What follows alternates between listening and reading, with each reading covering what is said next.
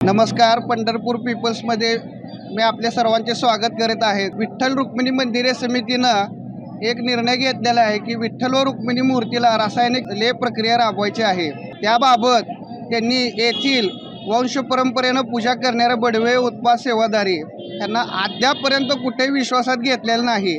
आज आपल्याबरोबर बडवे समाजाचे वंश परंपरा पुजारी विजय पांडुरंग बडवे तथा आप्पासाहेब बडवे भागवताचार्य यांचं याबाबत काय म्हणणं आहे आज आपण जाणून घेऊया.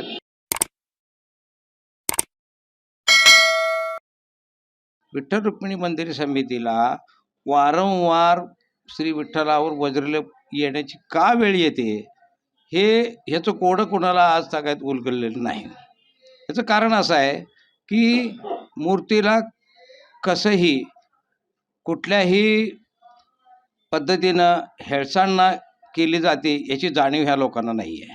मूर्तीशी आपण कसा हात लावावा, स्पर्श कसा करावा, स्नान घालताना देवाला कसं स्नान घालावं, नंतर ते देवाचे कपडे बदलताना अंग कसं पुसावं, कपडे कसे घालावेत, ह्याचं कुठल्याही प्रकारचं पारंपरिक यांच्यापाशी ज्ञान नावाचा वस्तू नाही आहे. त्याचं कारण असं. दुसरी एक गोष्ट, 1987 साली ह्यांनी इपॉक्सी झेरीनचा लेप केला होता. हे मी त्यावेळेला हजर होतो. परंतु तो लेप झाल्यानंतर त्या देवाच्या शरीरावर रबरी सालट्यासारखे असे सालटे बसले आणि तो लेप वरच्यावर निघून गेला. त्याचे पोपडे काढण्यात आले. त्याच्यानंतर परत आम्ही त्याचं परीक्षण केलं. मूर्तीला असं काही इजा होऊ नये, मोठा धोका होऊ नये, भाविकांच्या श्रद्धेला कुठं तडा जाऊ नये म्हणून आम्ही पारंपरिक आमची पद्धतच आहे सुरुवातीलापासून की मूर्तीला दर बुधवारी आणि शनिवारी आम्ही अभ्यंग स्नान करतो, म्हणजे देवाची थोडक्यात मालिश करतो. आणि त्याच्यामध्ये सगळं आयुर्वेदिक द्रव्य असतात. तर हे रासायनिक द्रव्य घालणं हे अत्यंत चुकीचं आहे.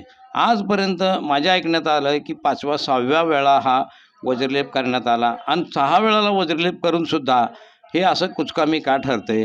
याचं कारण असं, पूर्वी एक असं की साधारण 2005मध्ये एकदा आम्ही परीक्षण केलं होतं.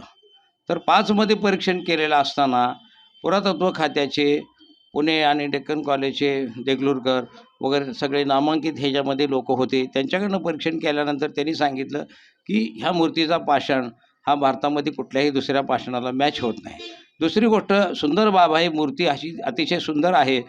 वर्षानुवर्षे जरी ह्याच्यावर पंचामृताचा अभिषेक झालेला असला तरी आता काही त्याच्यावर म्हणजे मूर्तीवर चिंताजनक बाब नाही असं त्यांच्या सांगण्यात आलं. त्याच्यानंतर त्यांनी ज्या आम्हाला सूचना त्यावेळेला सांगितल्या, जे काही साधू संत आहेत, नामांकित फडकरी आहेत, परंपरेनं त्यांच्या मंदिराशी अनेक वर्षानुवर्षाचे 200, 300, 400 वर्षाचे निगडीत संबंध आहेत, अशा साधू संतांना महाराज मंडळींना आम्ही एकत्र करून त्यांना सांगून देवाच्या मूर्तीवर घालणारं अभिषेक जो आहे म्हणजे पंचामृत, दही, दूध हे सर्व पदार्थ आम्ही बंद केले. परंतु मूर्तीची काळजी आपण कशी घ्यावी, काय घ्यावी, या परंपरेच्या लोकांना बोलवून जर तुम्ही त्यांना मिटिंगमध्ये सामील करून जर हा वज्रलेप आयुर्वेदिक पद्धतीनं करायचा. आम्ही मद्रासमध्ये 10,000 वर्षापूर्वीचे, तामिळनाडूमध्ये मंदिर आहेत 10,000 वर्षापूर्वीचे, तिथंही आगमशास्त्रानुसार आयुर्वेदिक पद्धतीने लेप केला जातो. तज्ज्ञ लोक आमच्या परिचयात आहेत. याचं नाव घ्यायचं इपॉक्सी झेरीन आणि अशी रासायनिक प्रक्रिया करून लोकांच्या भावना दुखवण्यात त्यांना काय मिळतं मला ह्याची कल्पना नाही. तरी लोकांना विश्वासात घेऊन, महाराज मंडळीला विश्वासात घेऊन, बडवे उत्पाद सेवाधाऱ्याला विश्वासात घेऊन हे पूर्ण विचार करून ह्या लोकांना घेऊनच मग पुढची यांनी पाऊल उचलावं अशी माझी सर्वांना आणि भाविकांना महाराज मंडळीत सुद्धा नम्र विनंती आहे. रामकृष्ण हरी.